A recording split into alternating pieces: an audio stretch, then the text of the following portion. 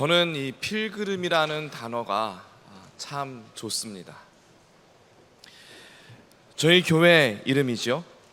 필그림 선교 교회인데, 필그림을 한글로 번역을 하면 순례자입니다. 순례자. 그래서 한번 제가 우리 교회의 이름을 한글로 번역하면 어떻게 될까 생각을 해보았습니다. 뭐가 될까요? 순례자들의 교회? 굉장히 멋있는 것 같은데, 조금 더 정확하게 표현을 하면 선교교회니까 복음을 전하는 순례자들의 교회. 줄여서 아닙니다. 여러분, 이 순례자에 대해서 어떤 이미지가 떠오르시는지요? 사람마다 이미지가 있을 텐데, 여러 가지 이미지 중에서도 이 순례자하고 직접적인 연결이 되는 이미지는 아마 길일 것입니다. 길이 있는데 그곳을 지팡이를 지고 또 등에 작은 짐을 지고 들고 걸어가고 있는 이 순례자의 모습, 어디론가 향해 끊임없이 걸어가고 있는 모습이 바로 순례자의 모습이 아닐까 생각을 해봅니다. 그런데 여러분, 순례자라고 하면서 길을 걷지도 않는 그런 순례자가 있을까요? 물론 가다가 힘이 들어서 잠시 쉴 수는 있습니다. 제가 말씀을 드리는 것은 본인이 순례자인 줄 알았는데 아예 길을 시작도 하지 않은 그런 사람도 있다라는 겁니다. J.I. 패커라고 하는 우리 작가가 있는데요, Knowing God, 하나님을 아는 지식이라는 제목으로 번역이 된 책이 있습니다. 이 J.I. 패커가 이 책의 서론에서 한 재미있는 장면을 묘사했습니다. 많은 순례자들이 길을 걷고 있습니다. 근데 그 순례자들이 걷고 있는 길 옆에 건물이 하나 있고, 거기 발코니에 한 사람이 앉아서 이 순례자들과 끊임없이 대화를 나눕니다. 저기 멀리서 걸어오고 있는 순례자들을 보기도 하고요, 또 마침 이 발코니에 서 있을 때 지나가는 순례자들과 대화를 나누기도 하고, 그렇게 또 발코니를 지나서 떠나가는 순례자를 보기도 합니다. 이 발코니에 앉아 있는 사람은 마치 자기가 순례의 길을 걷고 있는 것처럼 착각을 하고 있습니다. 한 번도 길을 걷지는 않았는데 지나가는 순례자들을 계속해서 보아왔고, 또 순례자들과 직접 대화도 나누었기 때문에 이 순례자인 것처럼 본인이 오해를 하게 된 것입니다. 여러분, 순례자는요, 지금 현재 구원을 받고 그 구원의 길을 걷고 있는 자들입니다. 예수님을 인격적으로 만나서 예수님을 내 삶의 주인으로 고백하고, 그렇게 주님과 하루하루를 동행하면서 살고 있는 자들이 바로 순례자입니다. 내가 걷고 있는 길이 십자가의 좁은 길이라고 할지라도 내 옆에 나와 함께 동행하고 계시는 예수님이 계시기 때문에 감사할 수 있고 기뻐할 수 있는 바로 그 길이 순례의 길입니다. 그래서 이 순례의 시작이라고 하는 것은 예수님과 인격적인 만남이 있고 예수님과 계속해서 길을 걸어가고 있는 그러한 사람이 바로 이 순례를 시작한 자들입니다. 그리고 순례의 마지막 종착지는 하나님이 계신 그곳, 하나님의 나라, 그 천국의 그 품에 안기는 것이 바로 마지막 종착지입니다.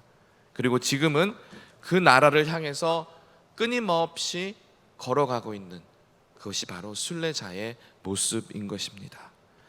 순례의 시작도 예수님이시고 순례의 끝도 예수님이시고 지금 걷고 있는 이 순례의 길도 예수님과의 동행입니다. 사랑하는 성도 여러분,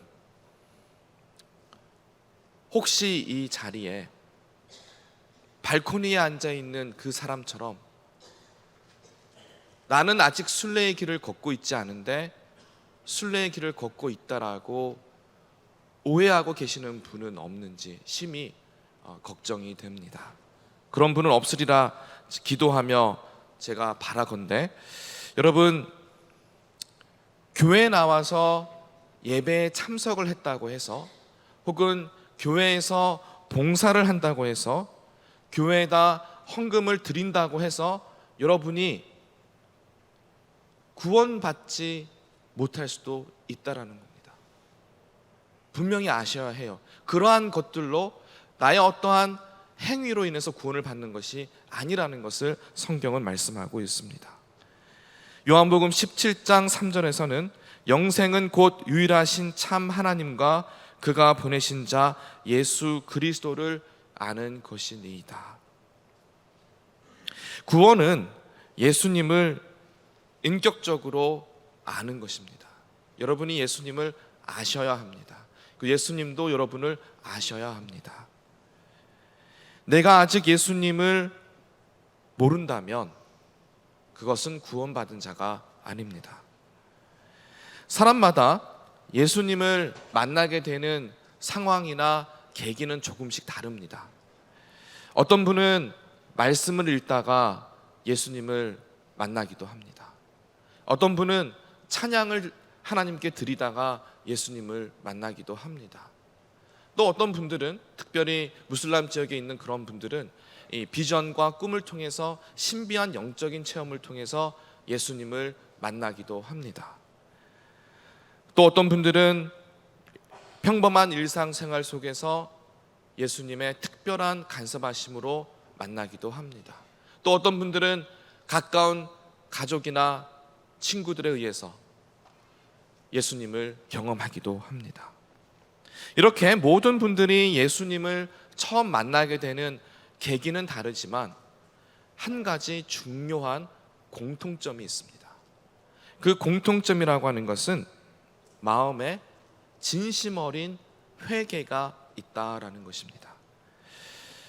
어떤 분은 이 회개를, 이 처음 우리가 하나님께 드리는 회개를 회심했다라고 표현하기도 합니다. 예수님께서 복음을 선포하실 때 회개하라 천국이 가까이 왔느니라, 회개하고 복음을 믿으라. 복음만 선포하신 것이 아니라 반드시 그 전에 회개해야 할 것에 대해서 말씀을 하셨습니다. 다시 말씀을 드리면은 회개 없이 구원이 있을 수 없다라는 것입니다. 회개를 해야 복음을 받을 수 있습니다.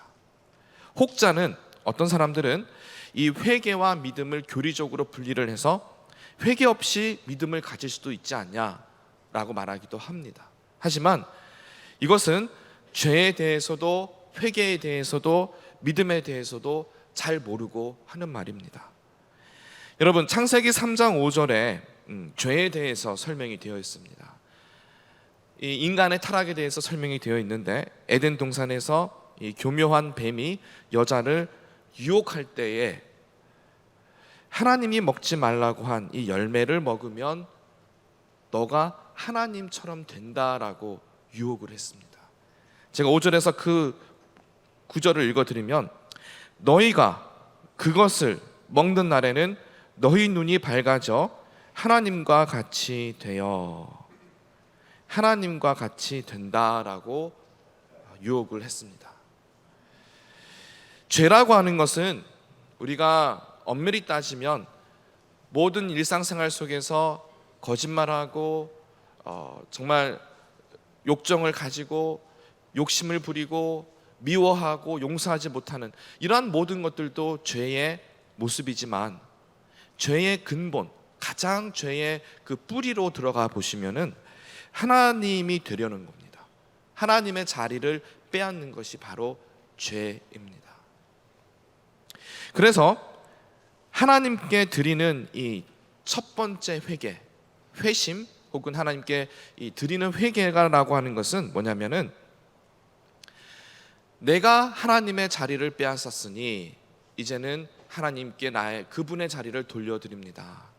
나의 하나님이 되어 주십시오. 나의 구주가 되어 주십시오. 나의 왕이 되어 주십시오.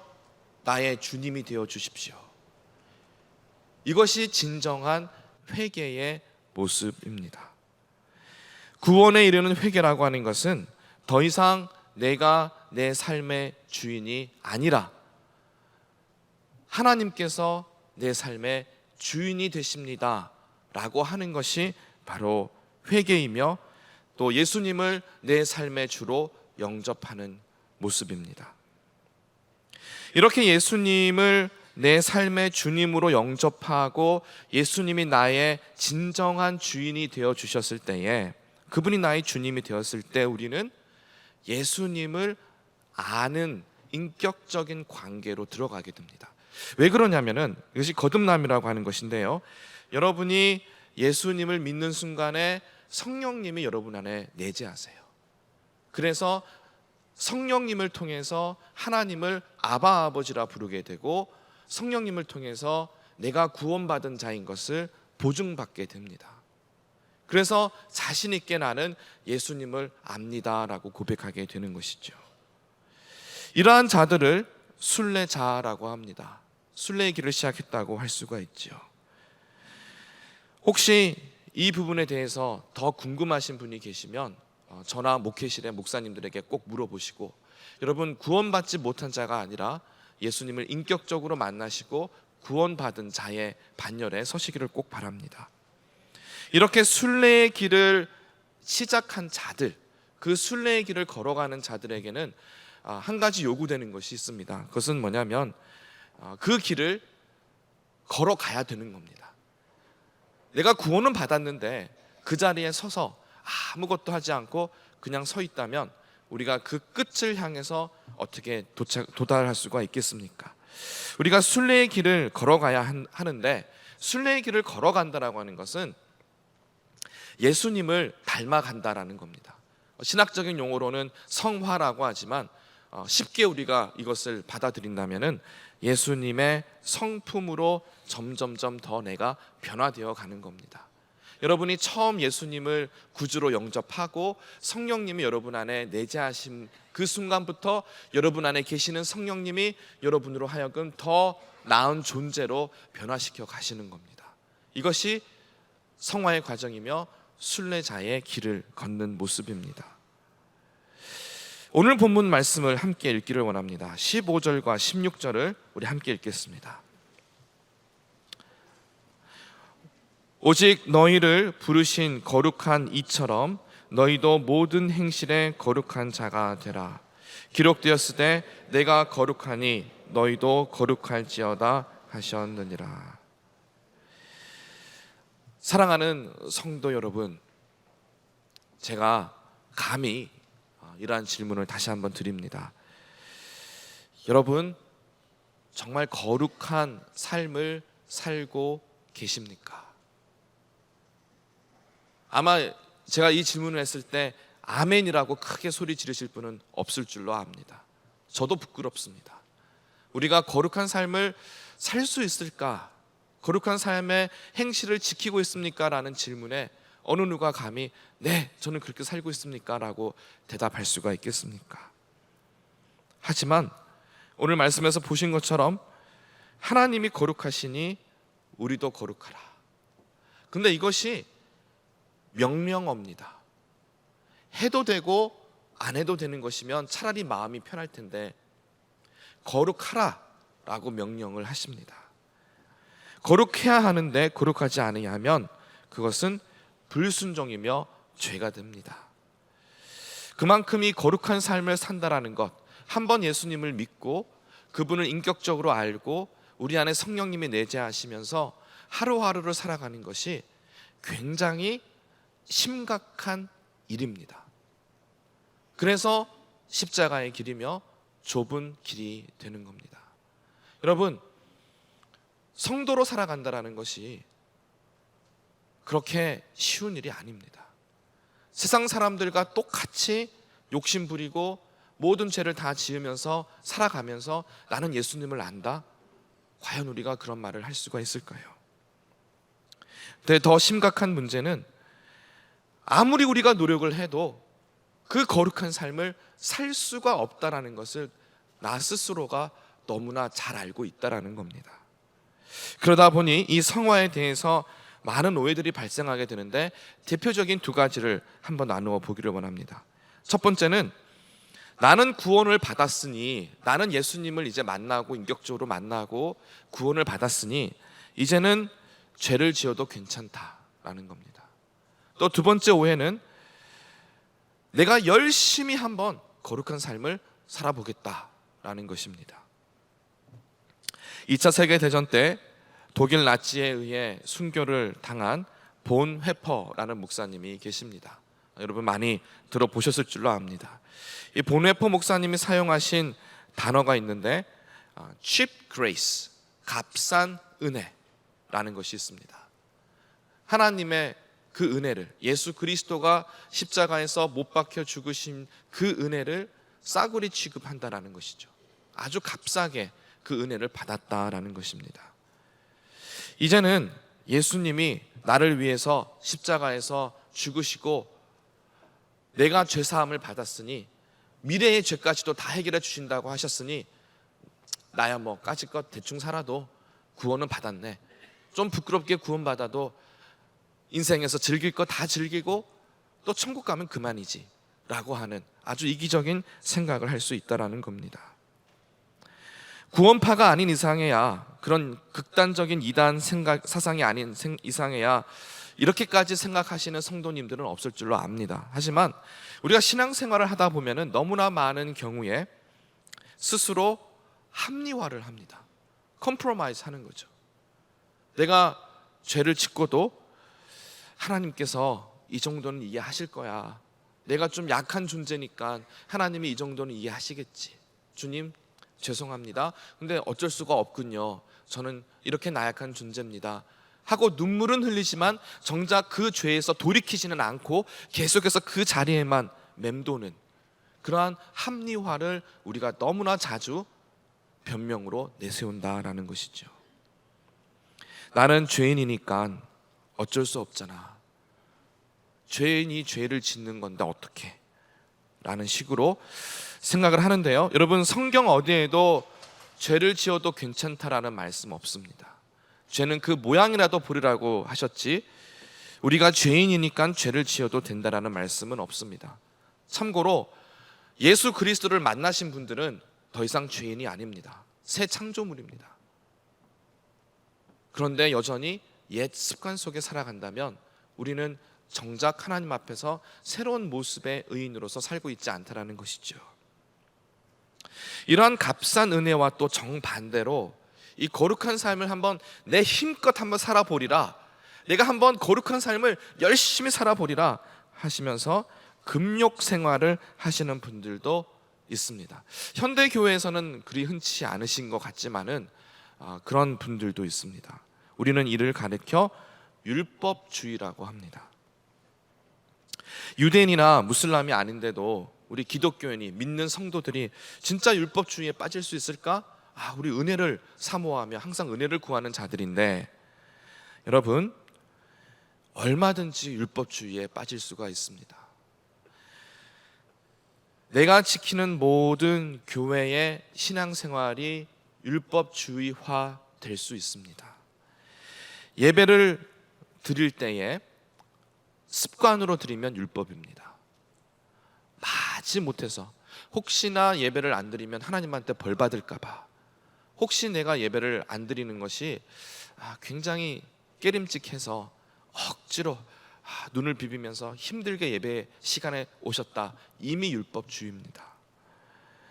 봉사와 헌금을 하는데 남의 눈을 의식해서 하면 율법입니다.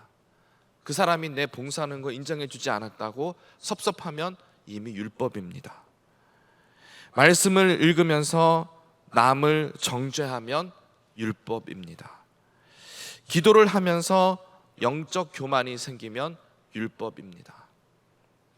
예수님을 의지하지 않고 내가 내 삶의 주인이 되어서 하는 모든 행위는 율법이 됩니다. 거룩한 삶을 살기 위해서 노력하는 것은 겉으로 보기에는 그 사람 신앙생활 잘한다라고 인정해 줄 수 있지만, 이 마음의 동기는, 하나님이 살피시는 우리 마음의 동기는 이미 율법주의, 다른 말로 하면 우상 숭배의 자리에 들어가게 되는 겁니다. 왜 그러냐면 이 마음의 동기 안에 자기 의가 가득 차게 되기 때문입니다. 그렇기 때문에 신앙생활 열심히 하는 사람들이 남을 정죄하는 자기의 영적 교만으로 교회 안에서 분란을 일으키기도 합니다. 자, 그렇다면 우리의 이 제한된 힘으로, 아니 거룩한 삶을 살라고 명령을 하셨는데 어떻게 살 수 있습니까? 값싼 은혜로 합리화할 수도 없고 율법주의화 되어서 자기 의를 세울 수도 없다면 과연 어떻게 성화의 삶을 살아갈 수가 있습니까? 제가 여러분에게 드리는 한 가지 답은요, 예수님 안에 있으라는 겁니다. 예수님과 가까워야 해요. 여러분이 함께 보내는 사람에 따라서 여러분의 성격이 바뀌는 거 아세요? 여러분이 한평생 같이 지내시는 부부의 그 모습을 보시면은, 여러분 신혼 때하고 지금 현재 사진을 보시면은 지극히 여러분이 닮아 있는 것을 보실 겁니다. 외모도 닮습니다. 같이 지내면 닮아요. 그래서 우리가 할 수 있는 가장 자연스러운 성화의 과정은 예수님과 가까이 있어서 그분을 닮아가는 겁니다. 하나님의 성품 중에서 가장 중요한 성품이 바로 이 거룩성입니다. 하나님은 거룩하신 분이세요. 거룩하시다라는 것은 영어로는 set apart, 구분되었다는 것인데 죄로부터 완전한 분리입니다. 하나님이 우리 인간과 다른 이유는 완전히 분리되셨다, 죄가 없으신 분이시다라는 것이죠. 따라서 하나님의 나라에는 죄가 0.0000001%도 있을 수가 없어요. 하나님의 나라에 죄가 요만큼이라도 있으면 그것은 하나님의 나라가 아닙니다. 우리가 그렇게 가기를 바라는, 우리가 구원받기 원해서 가기 원하는 천국이라고 하는 것은 단순히 좋고 아름답고 이러한 곳으로만 생각하시면 안 됩니다. 하나님의 나라는 죄가 없는 곳입니다. 완전히 없는 곳이에요. 이 말씀을 뒤집어서 얘기를 하면은 내 안에 죄가 요만큼이라도 있으면 천국에 못 가요. 구원받지 못한다라는 얘기입니다. 하나님의 나라에 가기를 원하십니까? 죄가 전혀 없으셔야 해요. 그래서 하나님이 우리에게 내가 거룩하니 너희도 거룩하라 하신 겁니다. 죄가 있으면 가는 곳이 어디죠? 네, 지옥입니다. 여러분이 아무리 100개의 율법을 다 지켰다고 하더라도 마지막에 조금 어기면 바로 지옥 행위입니다. 아니 어떻게 그렇게 죄가 하나도 없이 살 수가 있습니까?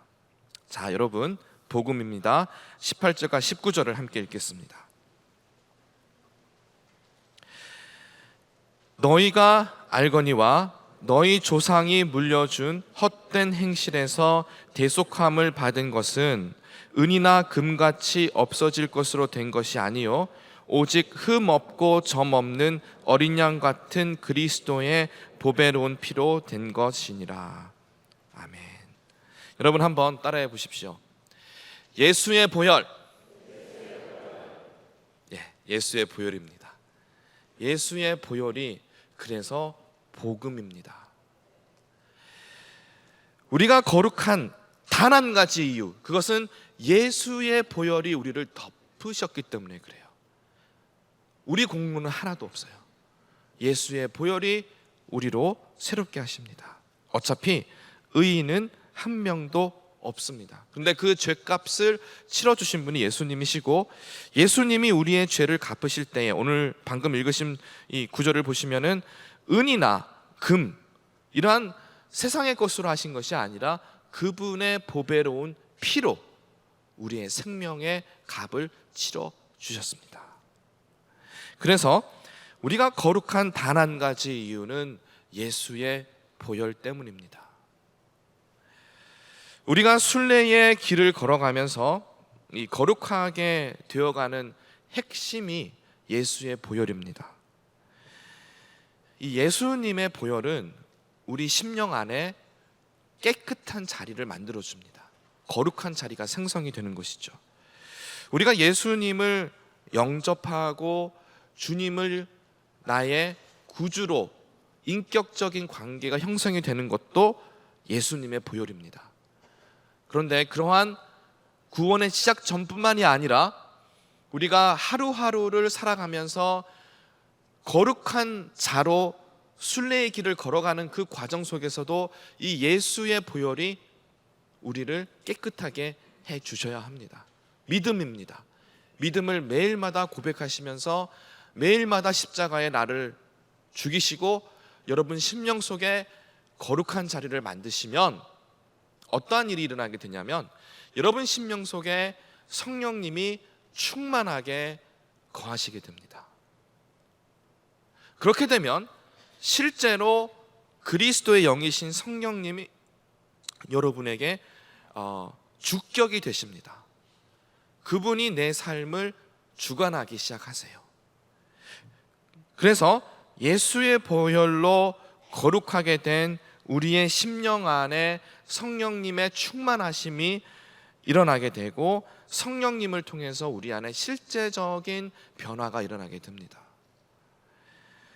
우리 안에 성령님이 계실 때 일어나는 변화를 성경은 열매라고 합니다. 열매. 그래서 예수님께서도 말씀하시기를 몇 번이나 말씀하셨는데 열매를 맺지 못하는 나무 혹은 나쁜 열매를 맺는 나무는 찍어서 버리시겠다고 하셨습니다. 우리 안에 이 열매가 맺히는 그런 성령의 충만함이 있어야 합니다. 구원은 최근 한국에 이러한 이슈들이 많이 오고 가고 있는데요. 이신칭의 혹은 믿음으로 구원받는다라고 하는 것이 맞습니다. 그런데 그 믿음이 참 믿음이라면 성화와 분리되는 믿음이 아닙니다. 열매 맺는 믿음이어야지 열매는 맺지 않고 지적인 동의로 나는 구원받았다, 정말 그 믿음이 인격적인 예수님과의 만남이었는지 살펴보셔야 한다는 것이죠. 그래서 우리가 사람을 판단해서는 안 되지만 그 사람이 진짜인지 알아보기 위해서는 혹은 내가 진짜인지 여러분이 살펴보시기 위해서는 여러분 심령 속에 실제로 열매가 맺히고 있는가, 성령의 열매가 내 삶 속에 일어나고 있는가를 보셔야 한다는 겁니다. 열매는 끝없이 나쁜 열매가 나오는데 시기하고 질투하고 용서하지 못하고 미워하고 분을 내고 정욕으로 쌓여있는 이러한 마음을 매일마다 가지고 다니면서 나는 구원받았다. 모르겠어요. 구원 받으셨는지 모르겠지만 예수님과 동행하고 계시지는 않으신 것 같아요. 하지만 우리 안에 끊임없이 사랑과 희락과 화평과 오래 참음과 자비와 양성과 충성과 온유와 절제, 이런 아름다운 열매들이 여러분 안에 맺힌다면은 여러분은 지금 제대로 순례의 길을 걷고 있으신 겁니다. 이러한 열매라고 하는 것은 이 외적인 변화가 일어나게 되는데 사실은 외적인 변화 이전에 내적인 변화가 먼저 시작이 됩니다. 오늘 본문 말씀에서 내적인 변화를 함께 먼저 보고요, 또한 외적인 변화도 보길 원하는데 17절을 함께 보겠습니다. 오늘 본문에서 그 첫 번째 내적인 변화는 17절에 있습니다. 함께 읽겠습니다.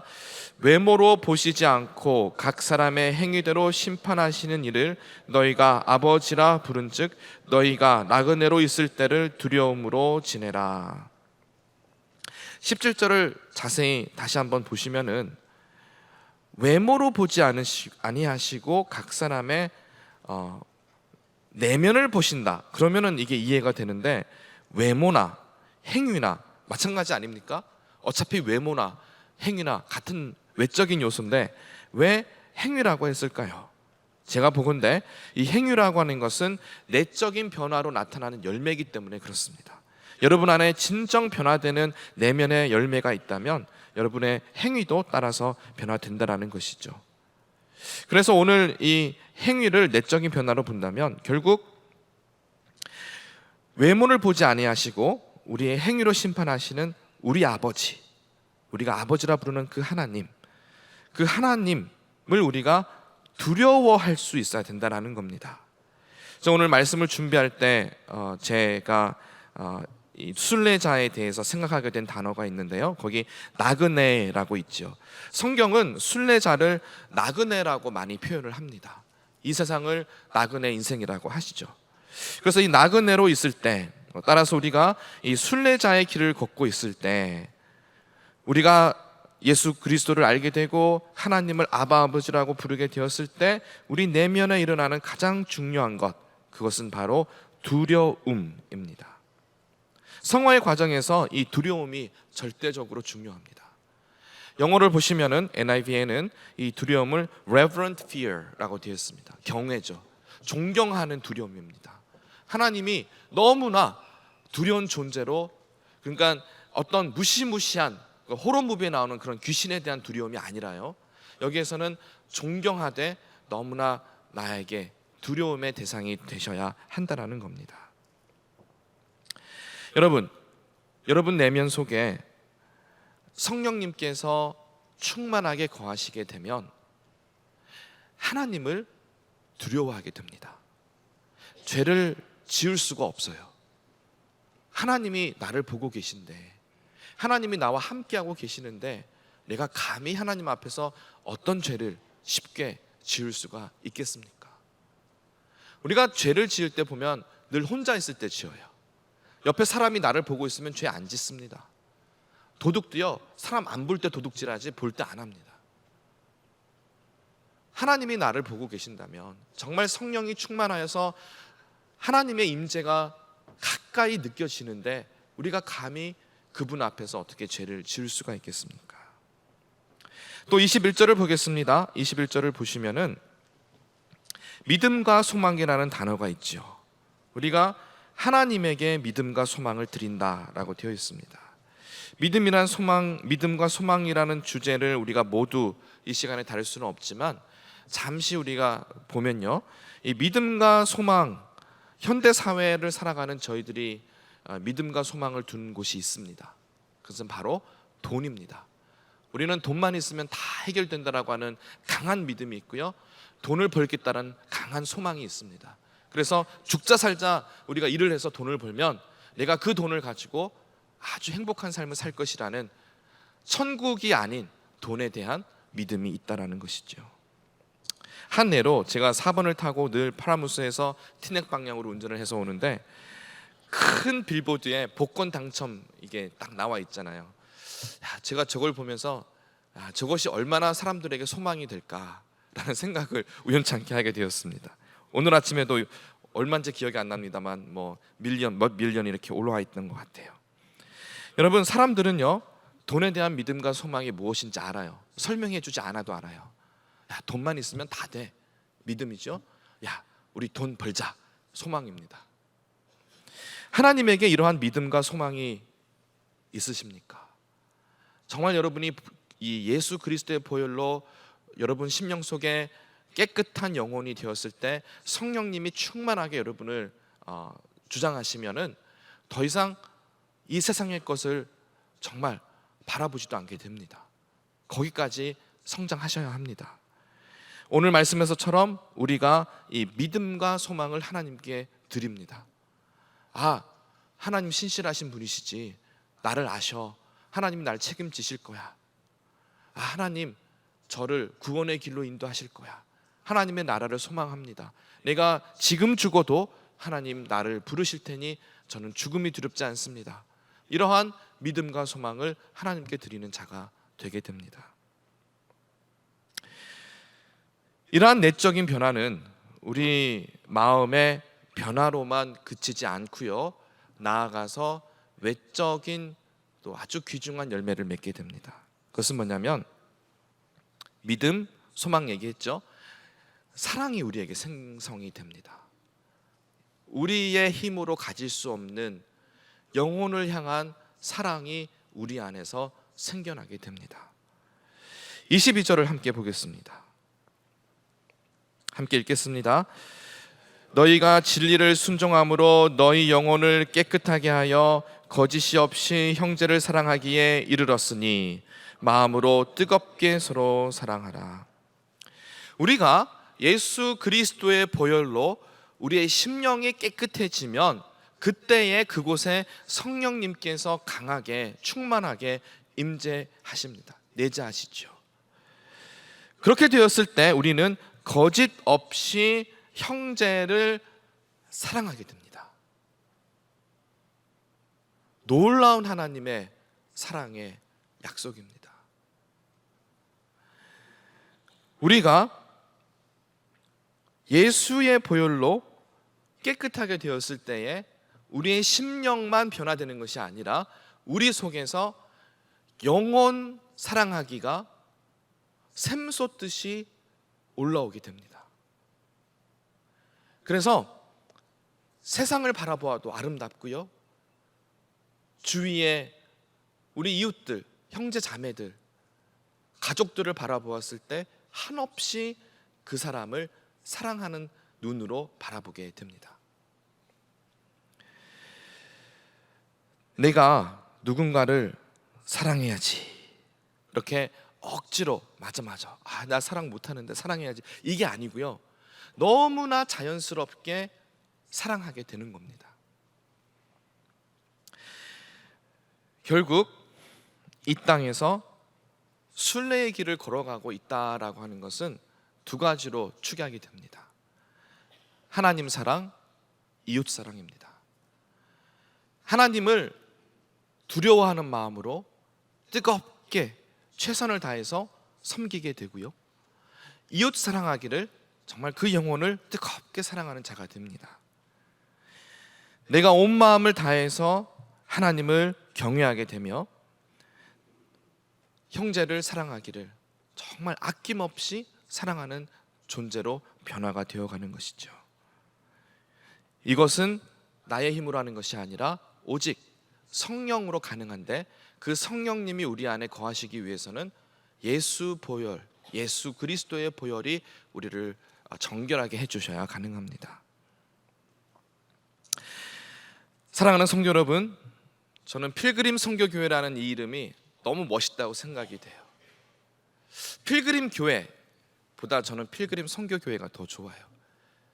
왜 그러냐면은 필그림 교회에는 물론 이 순례자의 모습이 담겨져 있지만, 필그림 선교교회에는 이 이웃사랑에 대한 형제의 그 사랑을 향한 뜨거운 선교의 열정이 포함되어 있기 때문에 그렇습니다. 그래서 굳이 번역하자면 선교하는 순례자들의 교회, 필그림 선교교회입니다.